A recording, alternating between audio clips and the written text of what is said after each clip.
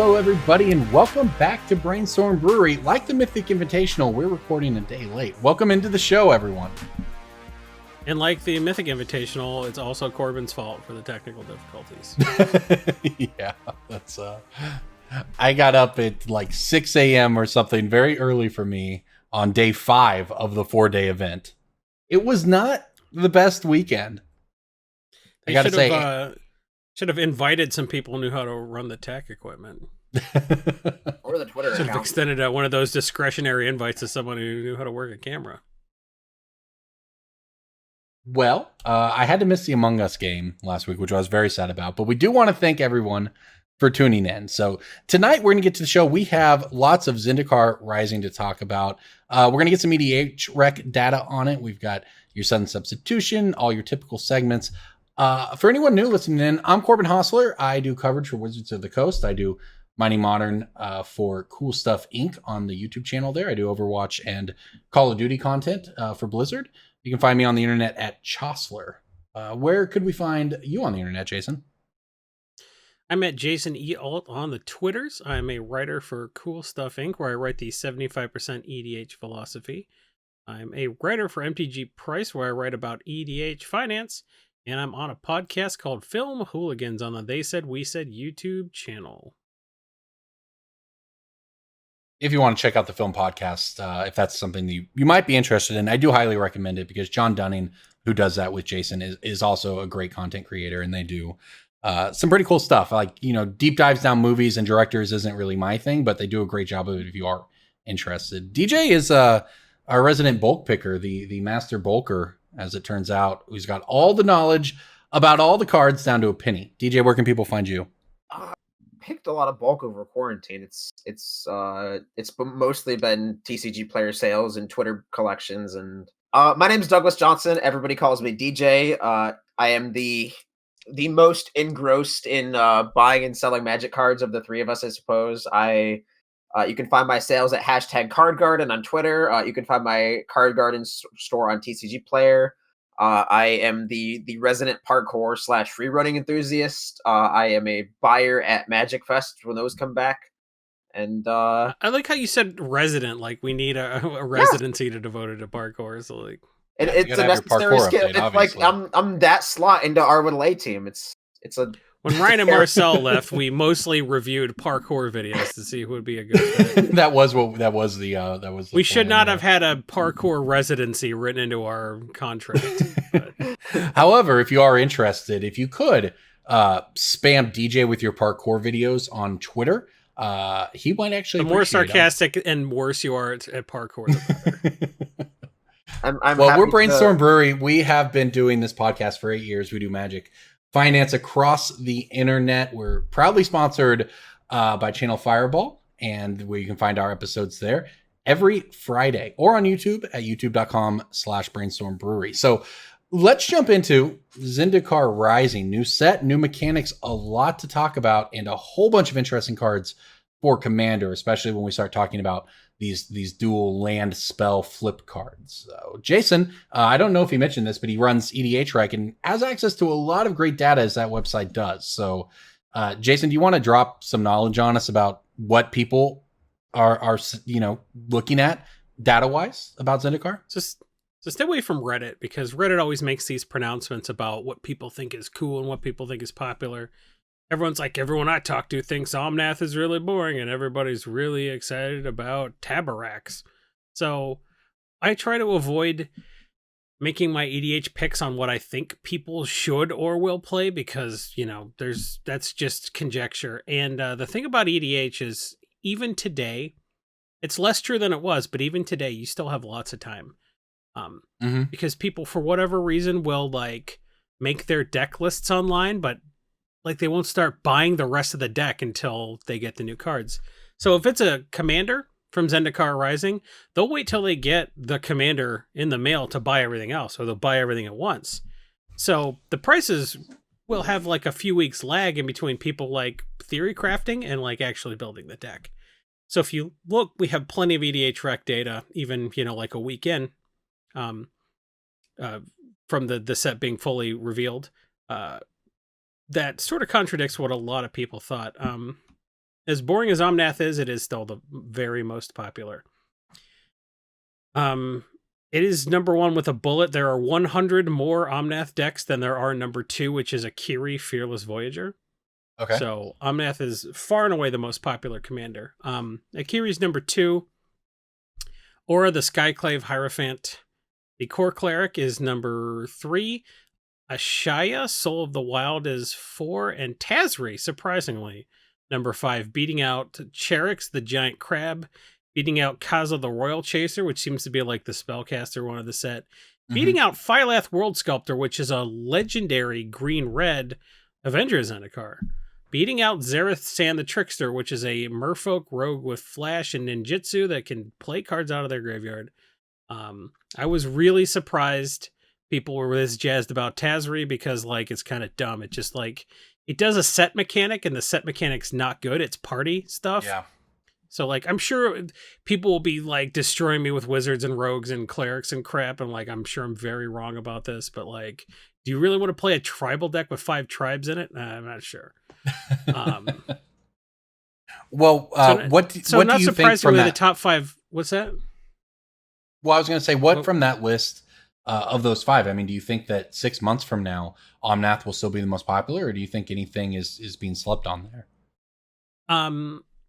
The only thing that is throwing me off is I don't want to make any pronouncements yet, because I remember I still use these 2 commanders as an example, Teysa, Karlov, and Vannifar, Prime Speaker Vannifar. Vannifar was like far and away just like everyone was like, oh, this is the shit. You know, everyone was buying out foil copies of everything that came into play and untap your creatures. So, like, we could do a chain all the way from 3 mana all the way up to like Avenger Zendikar into Crater of Behemoth on like turn 5 and get there with 5 tokens, I guess. I don't know. That's like 25 damage. So like the competitive EDH crowd got a hold of that stuff real fast, and all those foils spiked, but then they tanked because nobody was buying that crap. And like, I was like, I think Teysa Karlov is going to be more popular. I'm really surprised people are more jazzed about Vannifar. So all those Vannifar specs like didn't really pay off. Like, you bought them like into the hype, hoping for more hype, and then you just like ended up hanging on to a bunch of foil copies of everyone saw it, Crassus. said this is Birthing Pod, this is gonna be Birthing Pod, and then it was Vannifar. Which is not bad per se, but it's not Birthing Pod. Sure. I mean, if you're interested in this kind of thing specifically, the EDH Recast podcast has a lot of we went really digging through the data. We had our one of our coders, Nate, who also used to write for the site. He went and like dug through and found all this inclusion data about like what stuff spiked real fast and then fell off, and what commanders were late bloomers. So I'm tempted to say Omnath will still be the most popular in like a month or 2, but competitive EDH players have really latched on to Omnath because it says when it enters the battlefield, draw a card. Any commander that says enter the battlefield, draw a card, or like Cascade or like any of that crap, it's always a food chain deck in CEDH. And if you look at Omnath, a lot of CEDH cards, like if you see Carpet of Flowers in a deck, you're like, ooh, the CEDH guys have been messing with this. Nobody's main decking Carpet of Flowers in casual EDH. A, it's a $15 uncommon, and B, it's... More people should, maybe, but like it's just like not I want to hose a specific color. I don't know. I don't think Carpet of Flowers is just a ramp spell, right? Yeah. I think Carpet of Flowers is a 1-mana Gilded Lotus in most pods. Yeah. Carpet of Flowers seems to be pretty good. Sure, and maybe more people are playing it just because like it got a mystery booster treatment and like more copies are out there. That's certainly possible, but when you start to like if you see Mox Diamond, and you see a lot of Gaius Krails and just crap like that. Like, there are cards you see. If you've seen a CEDH list, it's the same 90 cards in every deck, right? The commander doesn't really matter that much because it's all tutors and card drawing, counter spells removal, mass removal. And then there's like the 10 cards that make that deck work, which is what you're tutoring for. So Omnath is a food chain deck because it draws a card when it comes into play. So I'm thinking there's a lot of CEDH in our data, even though we don't really see CEDH players posting to the sites EDH Rec scrapes, which are Aether Hub, Architect, Deck Stats, Moxfield, Goldfish, and Scryfall. I think. So, go ahead. I I've been think talking for one a long of the time. Somebody else biggest say something. reasons you would see Omnath specifically as a head and shoulders quantity above the rest is because it is a legendary creature that has had 3 previous iterations. So it's very easy for people to go, this is my Omnath Locus of Royal deck, cross out Royal, put in Creation, add 6 white cards, submit. Yeah. But I'm not doing that. I'm building a brand new deck because I'm nuts. Well, and people who want I'm keeping my Locus of the Royal deck together, but I am building Locus of Creation, even though I was disappointed by it. Well, people can get a chance to watch that on our Magic streams, which we're doing every other week on YouTube. We're alternating if anyone's interested. We're playing Commander on YouTube. We're playing things like Among Us, Fall Guys. We stream every Monday night at 9 p.m. Eastern. Sure. All right, well, that's how the Commanders break down from Zendikar Rising. But what about the rest of the set? Now, we've talked about a lot of the individual cards on this podcast in the past few weeks, and we will have a set review next week you can listen to when we look at all the numbers for prices and all of that. But in the meantime, none of that's really good without data, and I want to know what is actually being played from the set. So what about the other cards in the set that are not Commanders, Jason? Well, the 6 of the top 10 cards are actually legendary creatures. Sorry, 7. Yeah, it's wow. So the top 5, yeah. Omnath, Tazri, Zarathan, Malrag, and Ashaya. So people were thinking maybe people were going to build the Malrag deck. You know, they're like, buy Didgeridoos, it's spiking. Minotaur Tribal. But mostly that's just going to go in a deck and you're just going to like play 2 fetch lands and just kill people with a bunch of extra combat steps. Yeah. Like this is just like a 6-mana spell that says you win the game. So nobody's building Morag decks because mono red kind of sucks as a landfall deck, but I kind of think that it's going to get included a lot. So like Zareth San is the 3rd most popular, but it's like the 12th most popular commander. Stuff like that. Like there are cards that are better in the deck for than sure. in the command zone. I like Zareth a lot more in Sig than I do Sig in Zareth. Yeah. Yeah. I think I'm on board with that. Like Zareth, it's real awkward in the command zone, but so Phylath is, top 10, Aura's top 10, but the non-creature cards, number 1 is not surprisingly Feed the Swarm. It destroys a creature or enchantment an opponent controls, and you lose life equal to that permanent's converted mana cost.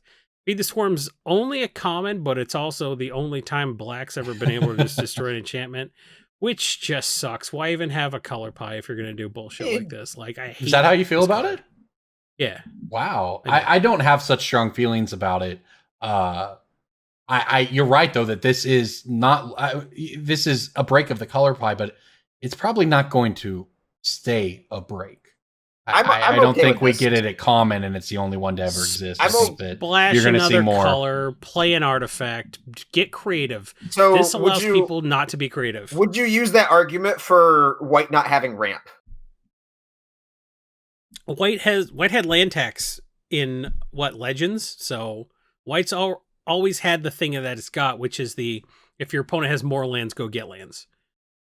But like people the past few years have been like, white needs Verge Rangers, white needs like actual cards that put lands into play, like the new stockpile one from the Zendikar deck, where it's like when you play lands, you get to exile cards from your graveyard. That like people have been saying like white needs these things to play catch up in Commander because it's the worst color. And they've been designing. Black is not the worst color in Commander. What's that? Like mono black is not the worst color in Commander. Mono black is very strong in Commander because you got shit like Cabal Coffers. But here's the white thing. is just trash. They're not designing it's not necessarily a Commander only card. Like they're designing that's the thing. They're not designing this for Commander. They've decided that like they've decided that black deserves enchantment removal, and they're probably moving some things from green to white. This will impact standard for a year. This will impact Commander forever. But see, I think it's going to impact not this Scour from existence. Black could already do the play an artifact, be creative, whatever. Like they could play that kind of stuff. Yeah, I just don't think that this card doesn't even matter. It's whatever good version of this card you get in black in the next 12 months that's going to matter. Yeah.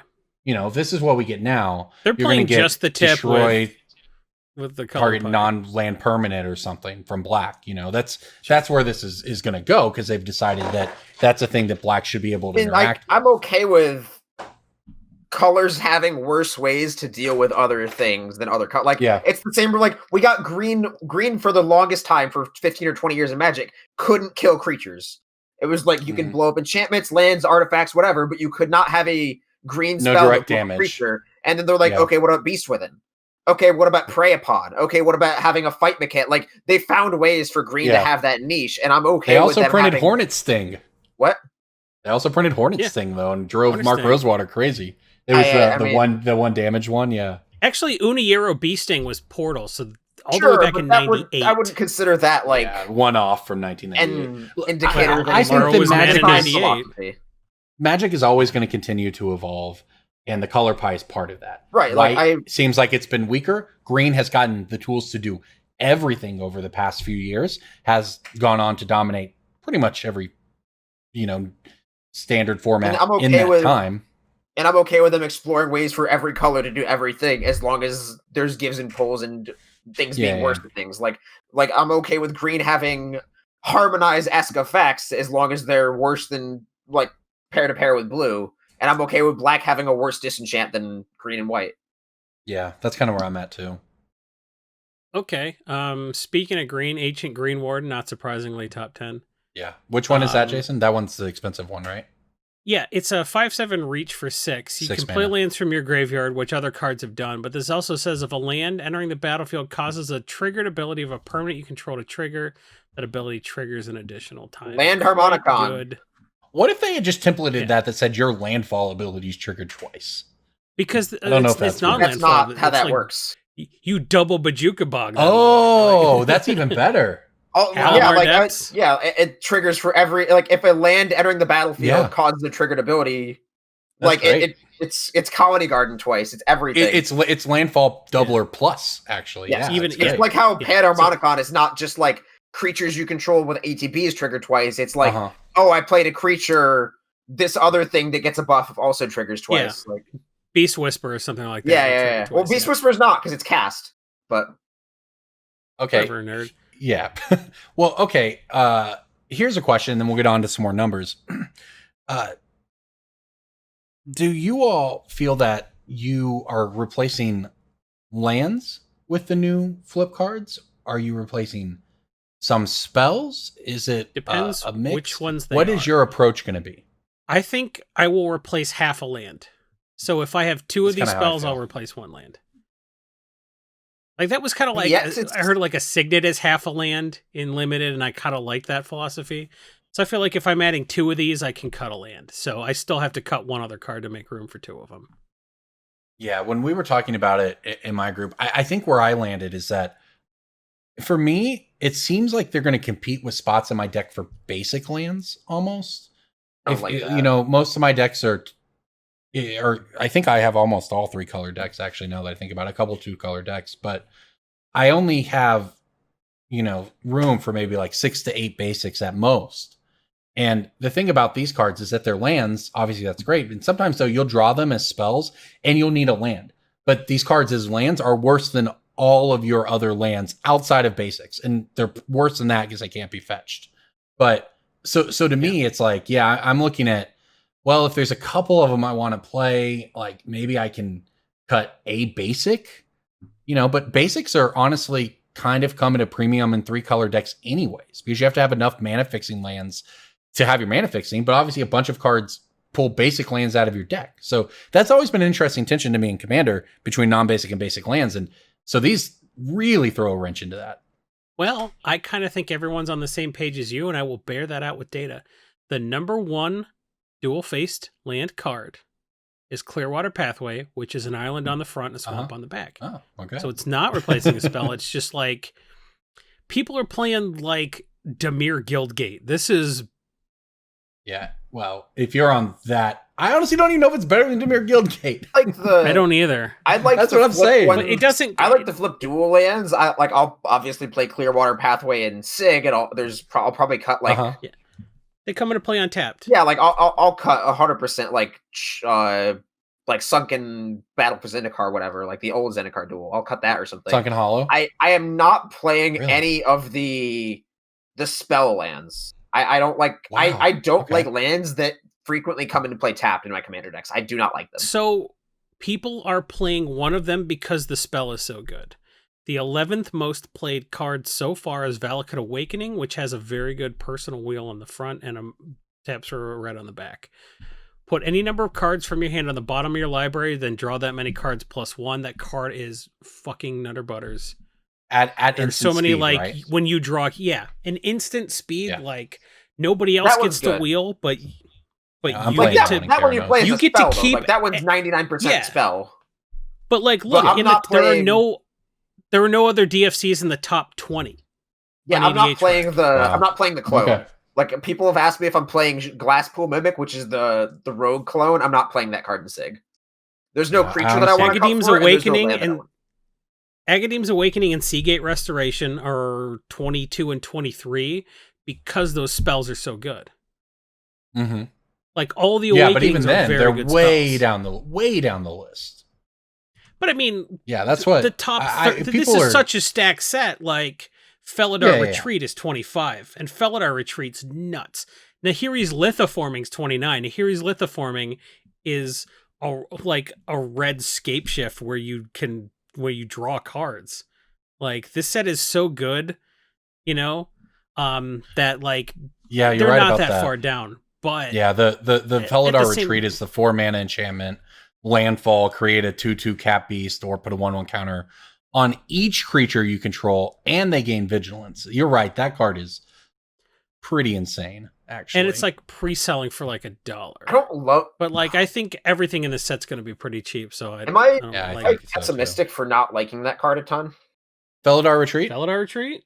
It seems like a worse Cathar's Crusade to me.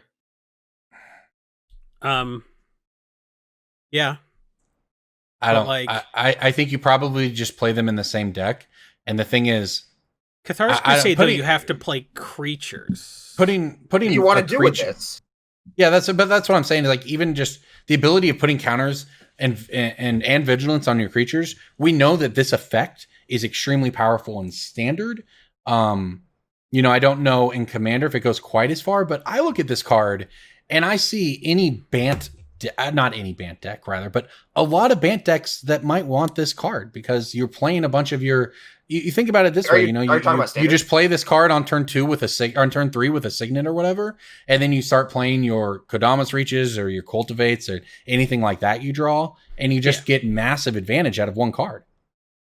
Any deck that's set up to benefit from landfall, like if you're playing a Boundless Realms or something like that, this card's nuts. And that's what Plus I'm saying it's is you're mono. already playing most of those cards, right? You're already playing Cultivating, Kodamas Reach, and Hour of Promise, and those. So there's a lot of ways to just get free value out of this card if you look at it in that sense, without actually even just playing your land for the turn. You're right. I think it's powerful. Do you have a deck? What about do you have a Nahiri's deck that- Litho? Retreat to Coral Helm doesn't look that powerful, and Retreat to Coral Helm is one of the most busted cards in a landfall Corbin, do you have a deck ever. that would play this? No, but I have a friend who plays a rune deck. I think it would probably be a good fit, and I don't have any Bant colored decks. It's a mono white card, and you're already like, it's got to be in a Bant colored deck. What? Or green white, right? Like in your Sisay's deck or something like that. It's just it's obviously decks more have such, powerful like, with few green. slots to work with. Yeah, look, man, I don't know. Like it's a good Magic card. It's I think it's it gets fine. really I powerful. don't think it's like a power creep of things we've seen in already. I think it's $1, and I think it's getting tested a lot, and it's in like the top 30. It's like the 25th most played card in a really stacked set between Zagreus and Tabarax. So like, there's powerful stuff in this set. It's above Nighthawk Scavenger, which is like, hey, we left Tarmogoyf and Vampire Nighthawk in a room together, and they banged it out, and somehow Tarmogoyf didn't die to Death Touch. And now they have, I don't know which one of them got pregnant, but now there's this thing. The result is this thing, huh? Well, that's one theory there, Which Lore is- Master Jason. Looks like it's on the ground, but it has flying. Like it's like a reverse whippoorwill. It's like, oh, that thing flies? What? Yeah, look at it. He looks like he's jumping. Like he's skipping. He's like, ah. I'm skipping like you're gonna skip your next turn and have to play removal for this. But he is flying? I don't know. It's dumb. Well, while we're on the topic, I do want to basically put this programming note in, so to speak. But Zendikar Rising has been delayed in paper due to the pandemic. So I believe that the way this works now is that you can expect Zendikar Rising at the intended launch date of September 25th. However, then a second wave will come about 10 days after that. So there could very easily be unavailability, if I put that right, availability issues in the first week. And if you think back in over years past, if anyone was around and remembers this, I think you might be looking at something like Dominaria, where that was popular when it came out, and I think it's going to be popular at Zendikar. It brought back all the things people liked about Zendikar, and no, it didn't. Got rid, except for allies, I guess. Got rid of the things that people didn't like with the Eldrazi.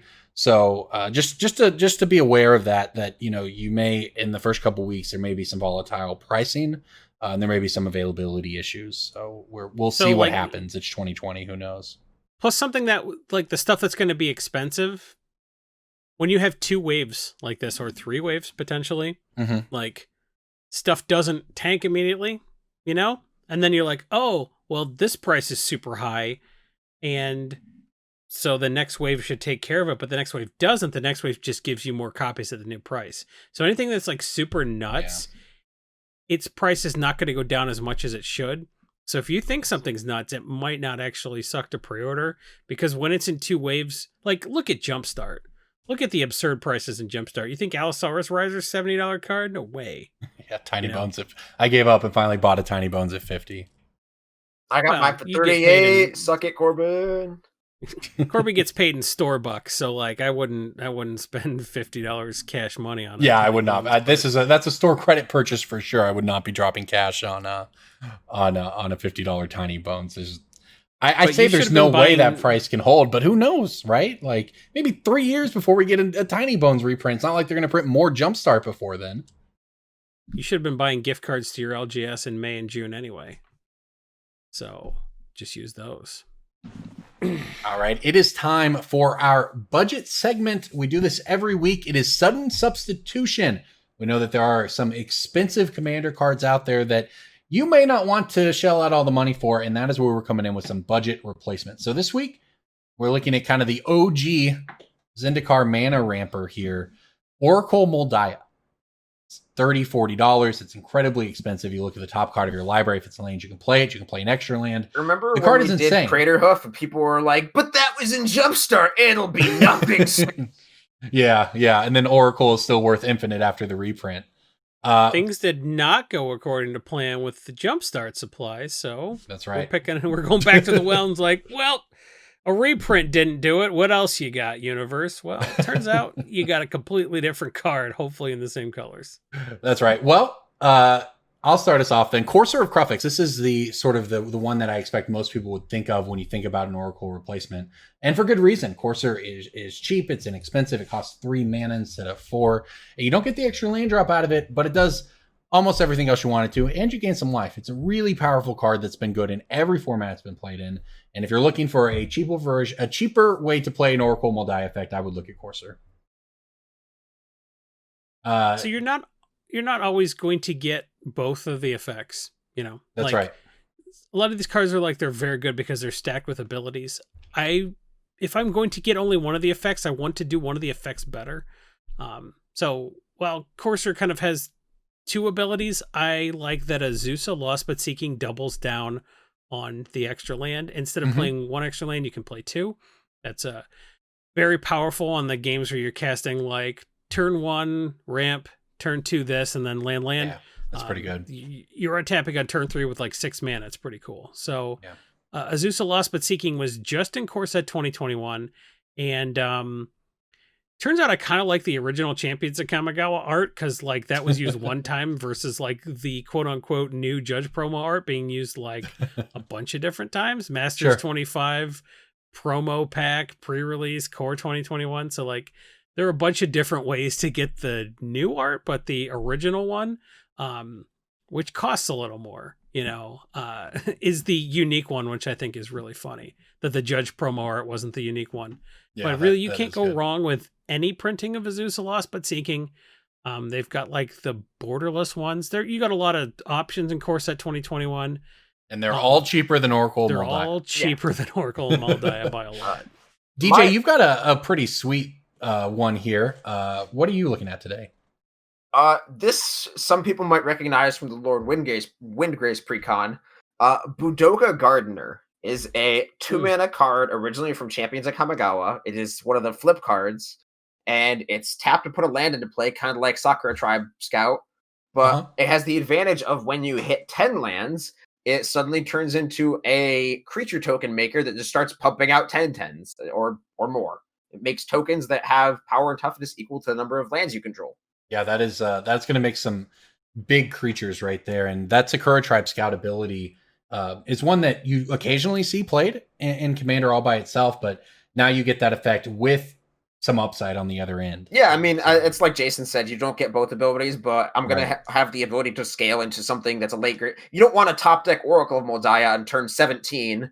I mean, sometimes you do that card's really good, but like Budoka Gardener, if you untap with it, you're going to start having just a giant army of creatures. Yeah, it's very powerful. Plus, Gardener mitigates how badly you get blown out early by a Confusing Conundrum or whatever that dumb card is. That this token stealer? No, the thing that bounces a land if you ramped this turn. If you already played a land, you got to return a land to your hand. This gets around that, which I think, at least initially, is probably going to see some play. So it's good to be prepared for that. Your Burgeonings and your Sakura Tribe Scout effects, including Budoka Gardener, get a little bit better in that instance. All right. Do you have any more from EDH or Zendikar we want to talk about, Jason, or do we want to move on? So I think just like you just want to observe trends. I think some of the meme cards like Scoot Swarm are like a little bit overperforming right now. But I also think that people have identified some stuff that I don't see people talking a ton about. I think Archon of Emeria is better than anyone gives it credit for. I think Valakut Exploration is much better than anybody gives it credit for.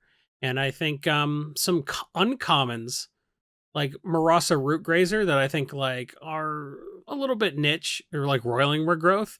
I think Roiling Regrowth and Marasa Root Grazer are both going to be like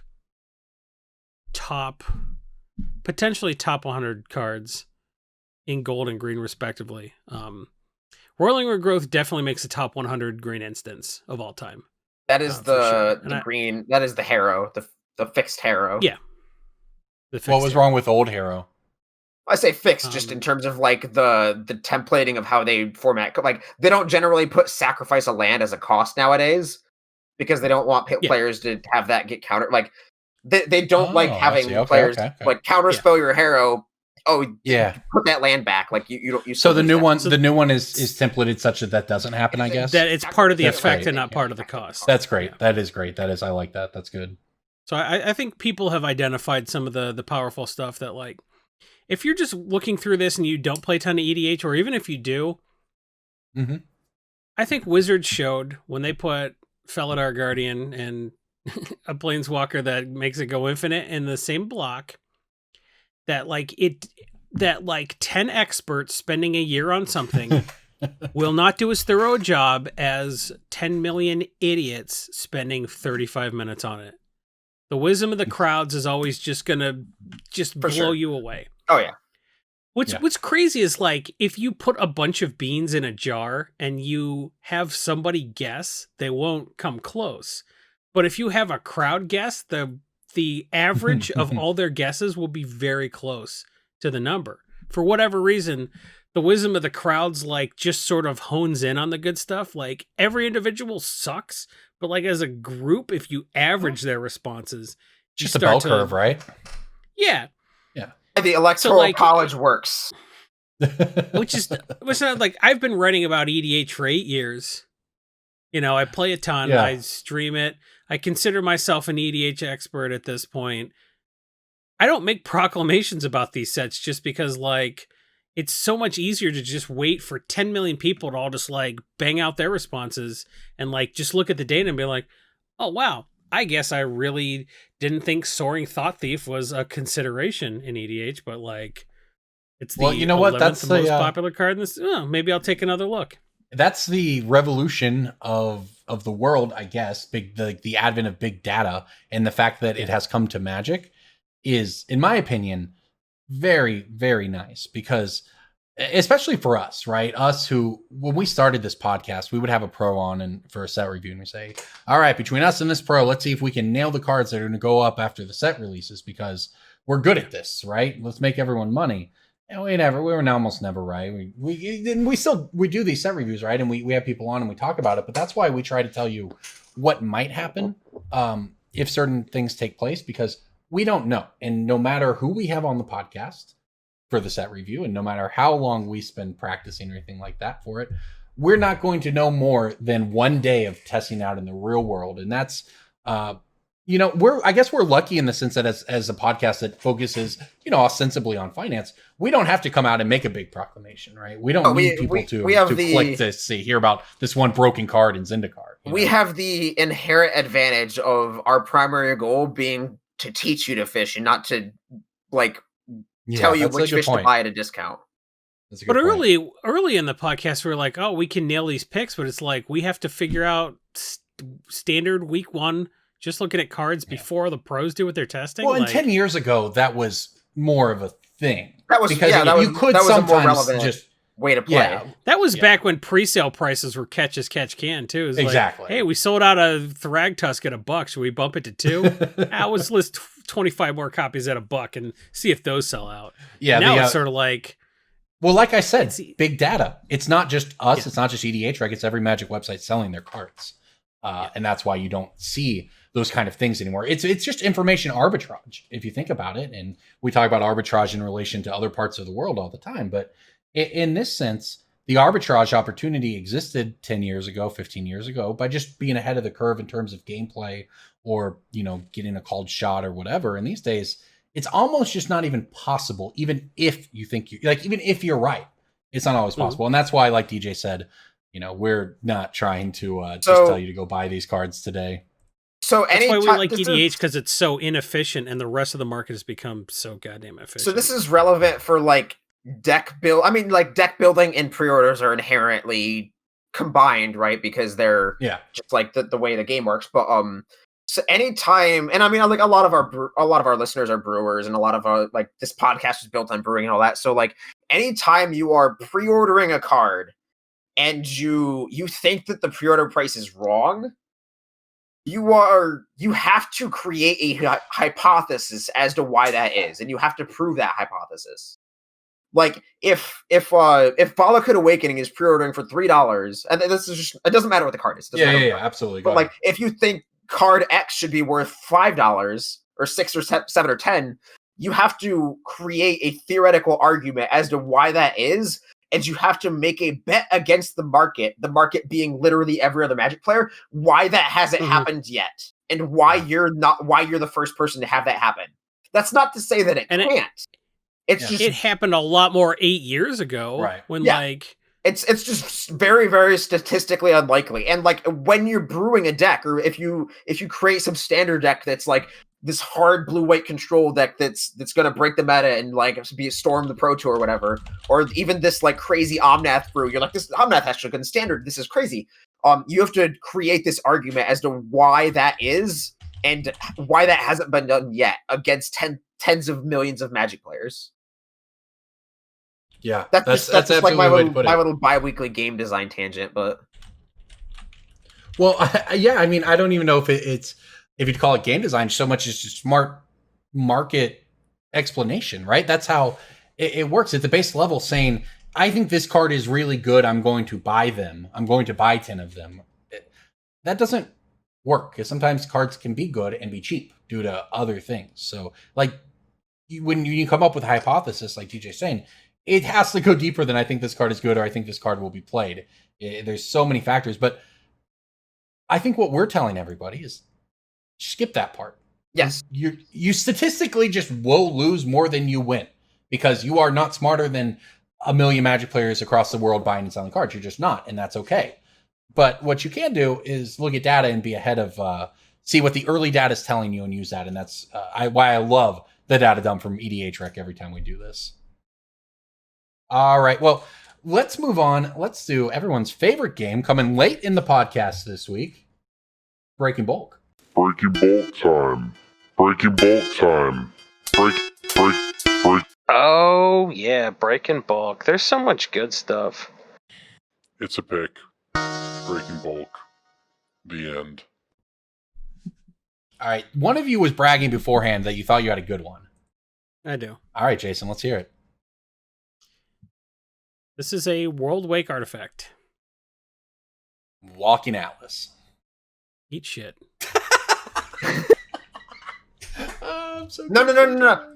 In the original printing of World Wake, it wasn't an artifact. That is It was a construct. It was a construct, that's correct. They misprinted it. Every copy from the original World Wake, and they do not have the artifact creature type or artifact card type. It says creature construct. Yeah, it was a. They say it was a simple error. Was it a preview of Eldrazi to come? Can't help but Because notice it just that it literally happened they on ran it. Like they ran it day Zendikar. one. I'm just saying. And there's It happened on Zendikar, and then we got colorless creatures the next set. All right, I'll jump in next. I'm not sure if this is quite as good as Jason's, but we'll see if you can get it in the same time period. I'm going to go with a black uncommon that was most recently in Ultimate Masters. Most recently. It was originally in a very old set, but I feel like it would probably give it What away. set? Oh, okay. I gave you the set and you got it in 2 seconds, but... Well, that card was in exactly one set. All right, this card was in Torment first. What was... It's a black uncommon in Ultimate Masters. Yeah. It was an uncommon. Chainer's Edict? Yeah, it's Chainer's Edict. So what's interesting about Chainer's Edict is that all the other versions of the card, there's a promo that's $5, but there's an FTV 20 and an Ultimate Masters. I'm sorry, there's an FTV 20 in the original version, and they're both around $2. The Ultimate Masters version, for a long time, sat lower than those, around $1, and that's kind of where it's at now. It fluctuates. It's because a little the back and other forth, versions were inflated, not because the UMA was too cheap. It's because the other versions were up because of, what was it, like the announcement of, what, not Pioneer? Was it?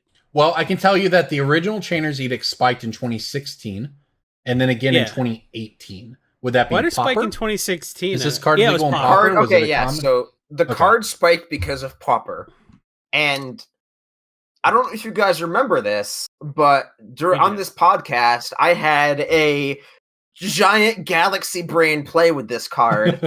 Okay. You were buying And, a precon because the precon had 2 copies of it? Yep. So this card spiked to like $6 or $7, and Reddit and Twitter were furious that a torment common could spike to such heights, and there were community creators rallying their flags.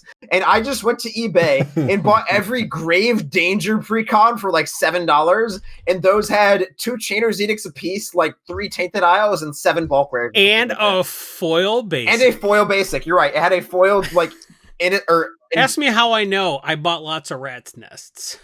Yeah, it had a foil. I think it's Invasion, right? Uh-huh. Yeah, foil Invasion basics that I sold for like $3 or $4 a piece. So, yeah, when you are considering how many reprints a card has, you cannot necessarily go based on MTG stocks or like how many set symbols there are, because cards like the old precons, like the Rat's Nest precon or the Grave Danger precon. Well, Rat's Nest, which had a GT, there was one that had a Sensei's Voting Top. There's one that had Eternal Witness. Like those precons were usually pretty. But those cards that were in those precons will be functionally and visibly identical to the cards that were in the booster pack. So, like, you don't know if your Torment copies of Chainer's Edict was from a Grave Danger precon, but it advantages you to know what cards were in those precons back then, so that you can go buy the precon if the card spikes.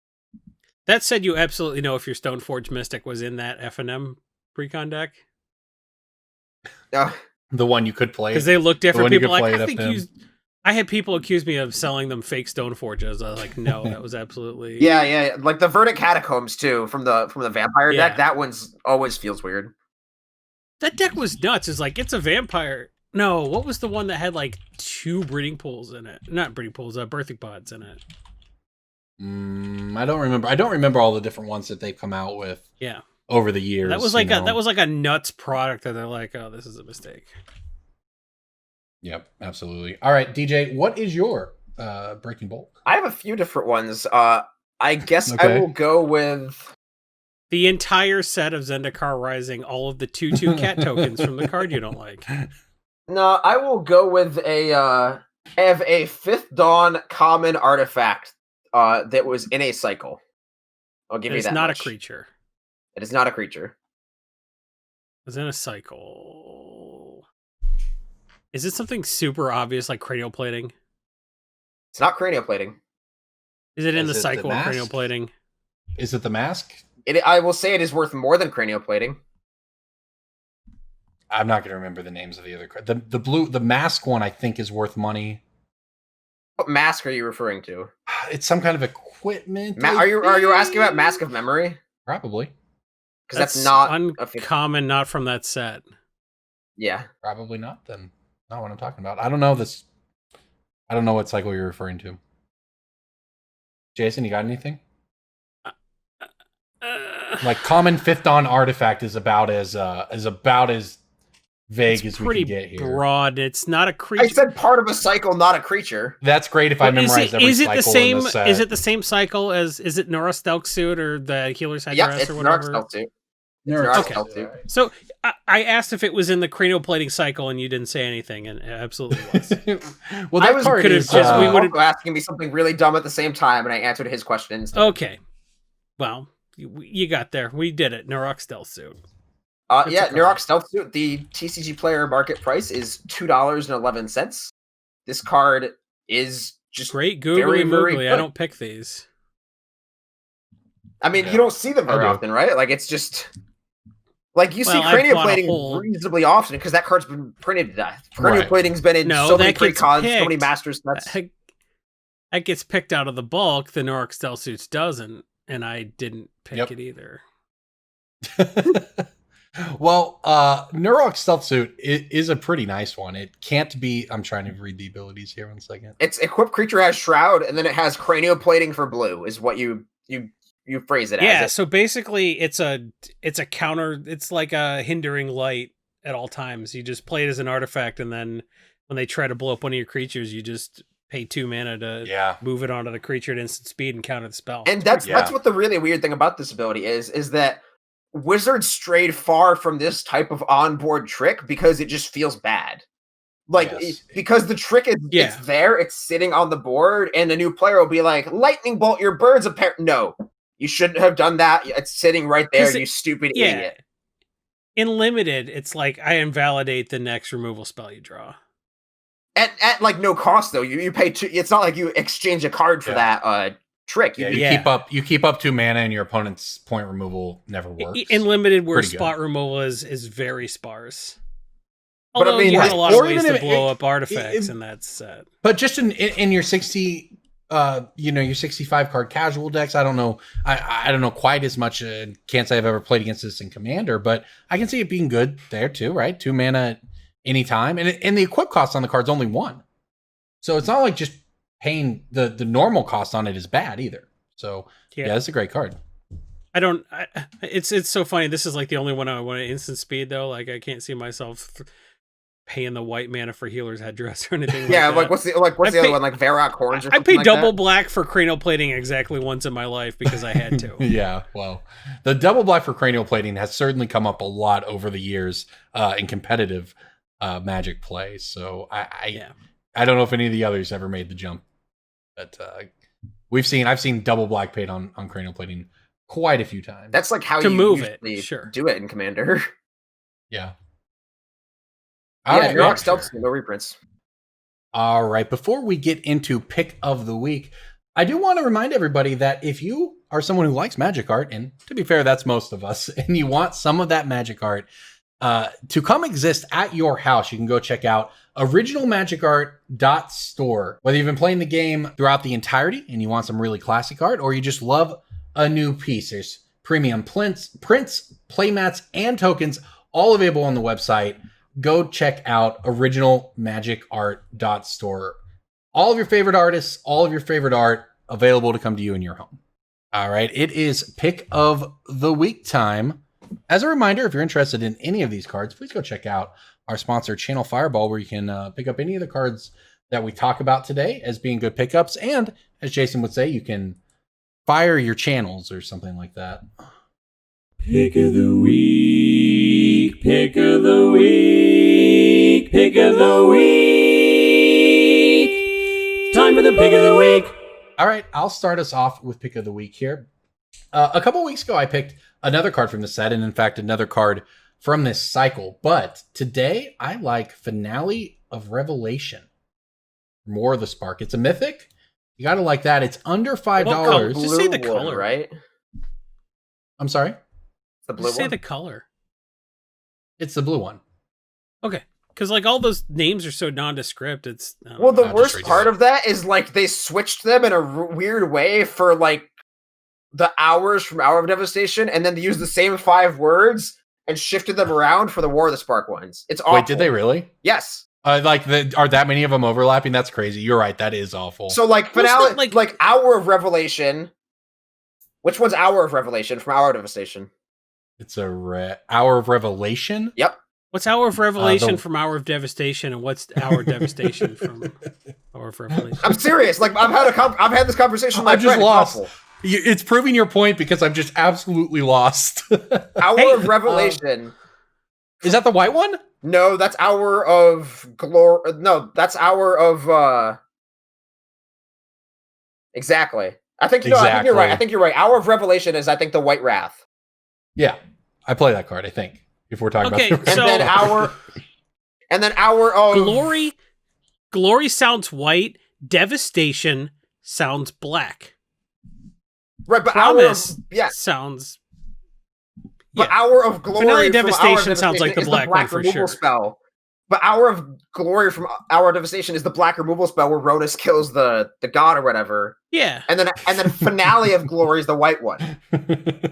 I'm serious. Finale like, of Eternity. no, No, you're Finale right. of Eternity sounds blue. Finale of Devastation sounds black. Hour of Promise is the green one that gets lands, but Yes. Finale Yeah. of Promise or Is Finale of the Glory. Finale of Promise is the red one. yeah. All right, there you go. It's very Anyways, confusing. Finale of It's- Revelation. It's the blue 9 one. octopuses and 8 krakens all over again. Yeah, no kidding, right? Well, Finale of Revelation is XX blue. Draw X cards, Vex is 10 or more. Instead, shuffle your graveyard into your library, draw X cards, untap 5 lands, you have no maximum hand size. This is a pretty strong one. I've seen this in Commander be used. It's a great effect. It's just a mana dump. It's pretty flexible early. It's not the end of the world if you have to overpay just a divination, but late it ramps up extremely. No, the end of the world is quickly. the Hour of Revelation. That's the white one that rats everything. That's the end of the world. I've given up. I've given up on trying, honestly. Because it blows Buy up the blue on one. everything. Blue finale. All right, DJ, what do you got? What price do you like Finale of Revelation at? Because I don't think I'm buying this for $6, but if you can get it under 4, I like it. Well, it's about the market price of this card is about $450 right now. So, Okay. I look at it and I just see a card here that as a mythic, given that the green one is already super expensive, given that this has already jumped once, it went from about $2 to about that $4 mark earlier this year. Yeah, this tells me that as we start to get further away from War of the Spark, and it is starting to be further and further in the past now, that this card has a very strong starting spot, right? A $4 mythic that is not played in standard, so it has no standard or competitive play driving it, already costing $4 to me before the set's even before the set is even rotated. To me, I look at something that is going to cruise past $5 and then kind of exist in that it's going to jump to $10 eventually range. This So- War of the Spark is the craziest set of all time. I kind of like my sealed boxes. I was going to bust my sealed boxes, and I think I'm going to sit on them because every card in this set is $4. There's like Yeah. uncommon planeswalkers. There's like 50 planeswalkers, and they're all like $3. But then you got dumb cards like Finale of Devastation that are worth actual money. Like there are going to be more cards that are $5 in a couple years. So like the EV for the set's going to be way above the box EV. This is going to be like another Innistrad in terms of box prices. So like, I don't okay. hate. I never like Interesting. buying sealed product. I bought a bunch of cases so we could use them at the party we had in Indy, and I came home with all the extra boxes. I'm just sitting on them. I think War of the Spark, just because it's got so many Planeswalkers and good cards in it, like the set EV is it either every like good Planeswalker is $2 forever, or this set is like a $250 box. Well, I will say that those Planeswalkers right now are those uncommon ones are very cheap.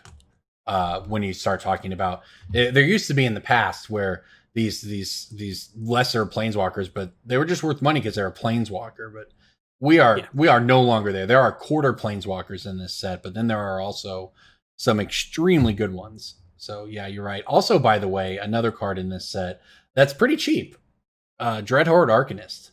It's $2. Yeah. In the past, it was $10. It was very good in Legacy. Might still be good in Legacy. I haven't followed that format in a while. Because no one can play, but they did just dominate. It was the best deck in the Swiss in the Mythic Invitational, which was historic.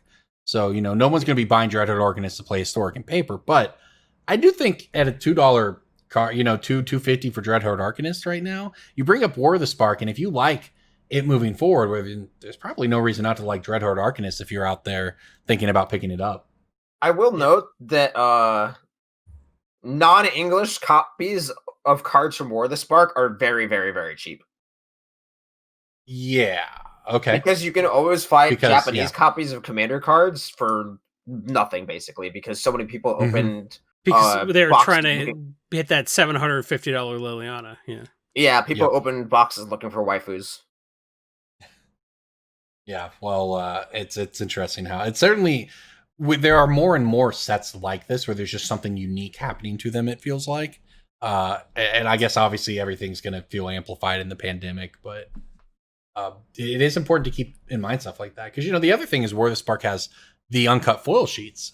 They got sent out as a sorry we screwed up for secret layers. And then it has the other uncut foil sheets that were a sorry we screwed up your uncut foil sheet. That's true, actually. In fact, I have 2 of them. And then, I got 3 total. So...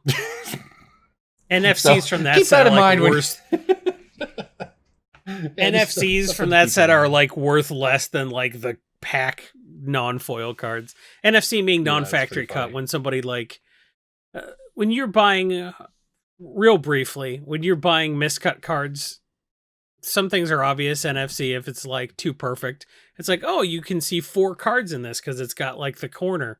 Like a lot of that's just someone bought a sheet and cut it up, to get miscuts. So if you don't know a ton about buying miscut cards, like don't, because NFCs are the easiest thing to make, and everybody got that foil sheet, and then it was damaged and everyone got another one. So yeah. All right, DJ, pick of the week. Go. Ramen Up Excavator. They just printed Crucible of Worlds number 3? Ramen Up Excavator was the for second 6 one, mana, right? but yeah. Well, no, I mean like the third variant of set effect, right? Like I'm trying There to was think if there's Crucible and then Ramen Up another Excavator. thing in And now there's between the Green Ramen Up- Warden. Yeah. Oh yeah.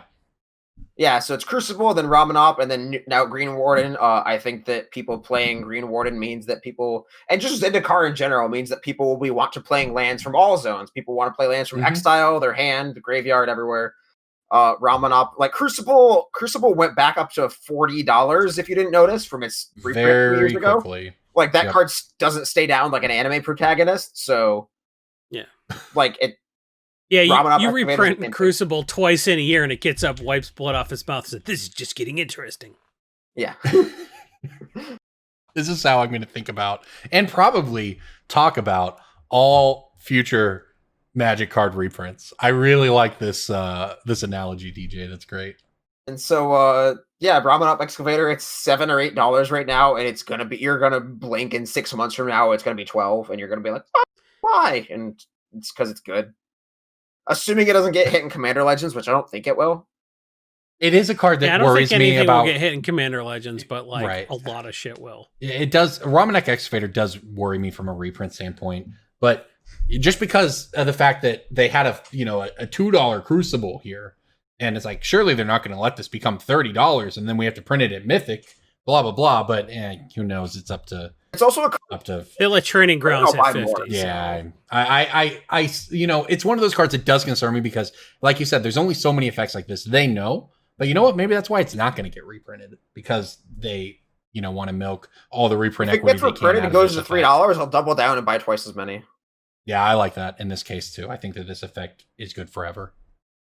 Absolutely. Yep. And Romanep Excavator, it's a little set specific, so it's going to be really tough to slot in just. That's also true. That's kind of like a little topic I want to bottle up and throw in like another 10-minute video later. But I don't think that's as relevant now as it used to be. The card reprinting. name being reprint like thing, because like back in the day they used to only have those plane Right. specific vessels to put stuff in. Right. So if it was like, oh, I'm on like the God, I don't know, like Seachrome Coast, like, oh, Seachrome Coast, we have to find a specific Mirrodin plane for that one, but like they don't Right. anymore. That's just, there's like so many more vessels to reprint cards now. And yet, Or they're Romanep- just like, oh, we're reprinting it as a foil or reprinting it as a special thing or like whatever. Yeah, like Right, Seachrome and- Coast is in Zendikar now. Deal with it. Well, yeah, and also, the double face cards is one of those things we used to say really insulated a card from reprint risk. And it still does, obviously, to an extent, but much less of an extent than ever before. As we're seeing with Zendikar now, they have fully embraced the concept of a double face card as a design mechanic. Not a werewolf mechanic, not a transform land mechanic, but an actual design mechanic. And I think you're going to see a lot more of that moving forward as they play in this space like they are in Zendikar. So I think you're right about that for sure. Now, there's also, they do put those into Commander products. So, that's the biggest concern for me with Romanek Excavator. But, you can only play the reprint game for so long. But and like Crucible they is just $1 billion. did Lord Windgrace. Like, yeah. how soon are they going to do another lands matter landfall type commander? You said they Don't just think did that, Windgrace? Those. That was 2018. Man, it's years in this pandemic, man. I also don't think that like It's crazy. they give that kind of effect to a precon. Like the only cards that effect is good with in a precon are like Evolving Wilds and Terramorphic Expanse, and that like breaks the dynamic of a precon. Of, like, I get my panoramas, land which drop every are- turn. Screw you. Yeah. Yeah, I mean, panoramas are like, I got back my Vivid Marsh. yeah. Right, we'll but see. like it's broken with a panorama or like an Evolving Wilds when no one else has that sort of Yeah. crucible. One of my least favorite things to do as a financier is look at the price graph of something that was flat for 2 years when I was like, when is this card going to go up? Do I not understand how these finance works at all? I suck at this. And then it goes whoop all the way up to like $7 and then settles at $6. And I'm like, I had a chance to buy these at 50 cents, but I didn't believe in myself. It's time to start believing in myself. That's happened enough times that I'm like, look, when a card is $1 for 2 years, you just go in your LGS and be like, give me them. Go on a store, give me them. Every trade, give me. Go on Facebook and be like, I'm looking for this. I don't know. So it's just one of those cards where you can get a bunch of copies for cheap, and you should believe in yourself. I believe in my ability to identify a card that's going to be very good later, which is why I am picking Return of the Wild Speaker before it goes to 7. Okay. Return of the Wild Speaker is Nutter Butters. It's in 12.5 thousand decks on EDH Rec. It's a lot. That is quite a few. It's modal. It's very powerful. It's only 1 green mana, so you can splizash it. Return of the Wild Speaker is a very good card, and it's one of those things I'm like, why is this still $1? Because the universe is giving you time to buy them, idiot. Go buy them. Don't be, because this isn't going to be $3. This will never be $3. It'll be $2, and then it'll be $8, and you'll be like, "Oh, I should have believed." That's happened so many times with cards I knew were good, and I waited 2 years, and they didn't pop. I was like, "Well, I guess I don't understand Magic." And then they hit 8. I'm like, "Oh, I had so much time." Don't feel like an idiot in a year when you're like, "Oh, son of a bitch, when is this 7?" Just buy Return of the Wild Speaker, and while like they are gettable below $2 right now. This is. The Rishkar's Expertise is probably the one that comes to mind for me. Mm-hmm. Because that did the same thing, yeah. And my LGS was selling 2 for $1. Oh, wow. And On now Rishkar's Rishkar's Expertise is a $6 card. And it even is a similar sort of thing, right? It's the same kind of effect, a similar mana cost. I do like Return of the Wild Speaker. I think it's a great pick. And it's one of those cards that's just like for another year it's going to be $1, and you're like, oh, I guess it sucks. Doesn't suck. You suck. Stop sucking. Buy these for cheap. Good life advice from Jason right there, as a matter of fact. Believe in yourself. Sucking. You suck. Well, that's a much better way of saying stop sucking.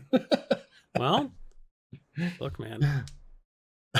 Somebody has to suck at this. It should be someone who doesn't listen to this podcast. Look, man, if I weren't right a lot, I wouldn't look at prices. So I wouldn't know how often I was wrong if I wasn't right so often that I'm like, ugh. Look at me. Miss every shot. That's articles. what Michael Scott says, right? Miss every shot. It's year of our Lord 2020, and I'm one of 4 people still writing MTG finance articles because I'm right so often that I still feel good about myself. Everyone else is like, I've completely changed my business model for how I do all content. And it's like, not me. I'm still writing articles that people read with their eyeballs. I'm not doing videos. I'm writing articles that people have to go and sit at a computer and read in 2020 because that's how much I believe in myself. So Jason, look, no one reads your articles on a computer, my man. Fine, on their Game Boy Color, however you consume. On Game Boy Color, I like that. I want someone to now mod a Game Boy Color to read EDH Rec. Read MTG price on a pregnancy test. You see that guy that got doomed to play on a pregnancy test? It was amazing. Well, there you go, everybody. I can't think of a better note to end it on. Thank you so much for listening. Thank you so much to our sponsors. This is Brainstorm Brewery. We'll see you next week.